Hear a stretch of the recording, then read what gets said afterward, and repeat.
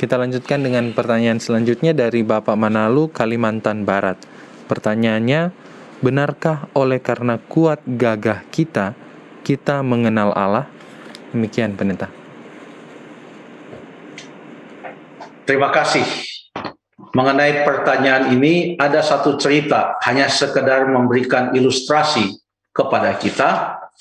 Cerita ini terdapat di dalam Yohanes pasal yang pertama.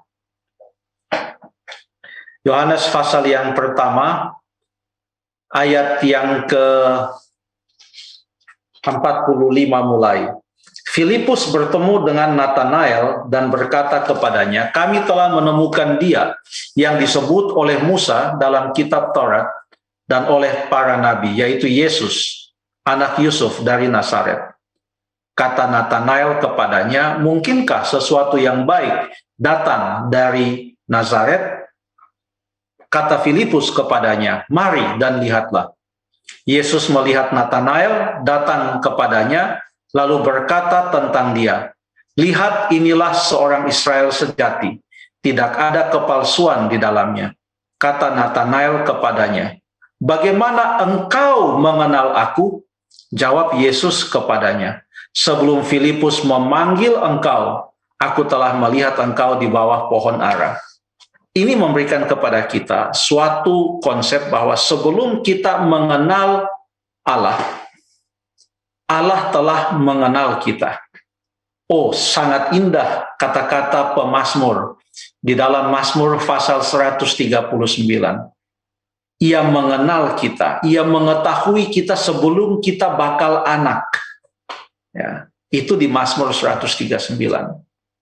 Jadi karena dia mengenal kita, dan ia mau menyatakan dirinya kepada kita melalui alam ini, Mazmur 19 mengatakan langit menceritakan kemuliaan Allah.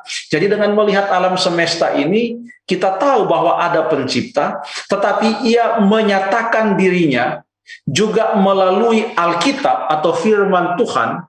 Tanpa Alkitab kita tidak akan mengenal Allah dengan lebih jelas. Dan bukan hanya ia menyatakan dirinya melalui firman Tuhan, ia menyatakan dirinya oleh menjelma menjadi manusia, yaitu Yesus Kristus. Sehingga Yesus mengatakan di dalam Yohanes pasal yang ke-14, ya, mengatakan, kalau tidak salah itu ayat yang ke-8, ayat yang ke-9, "Barang siapa telah melihat aku, ia telah melihat Bapa." Artinya Yesus datang untuk menyatakan Allah itu. Dia menjelma menjadi manusia. Jadi yang mengadakan usaha untuk memperkenalkan dirinya adalah Allah. Kita tidak mempunyai konsep bahwa Allah itu berusaha menyembunyikan diri, lalu kemudian manusia harus berusaha dengan sungguh-sungguh, lalu kemudian harus membuat upaya yang luar biasa untuk bisa mengenal Allah. Tidak. Allah yang berusaha sungguh-sungguh untuk menyatakan dirinya supaya ia bisa menjangkau kita dan kita bisa mengenal dia. Dan apa yang dimaksudkan dengan mengenal Allah? Yohanes 17 ayat yang ketiga mengatakan, "Inilah hidup yang kekal, yaitu mereka mengenal engkau sebagai satu-satunya Allah dan mengenal Yesus Kristus anaknya yang telah engkau utus." Jadi pengenalan akan Allah itu akan menuntun kepada hidup yang kekal. Jadi bukan hanya mengetahui, tetapi mengenal supaya mendapatkan hidup yang kekal. Dengan demikian, kalau Allah berusaha mengenal kita, maka itu artinya Allah dengan segala upayanya mau menyelamatkan kita, kasih karunia-Nya.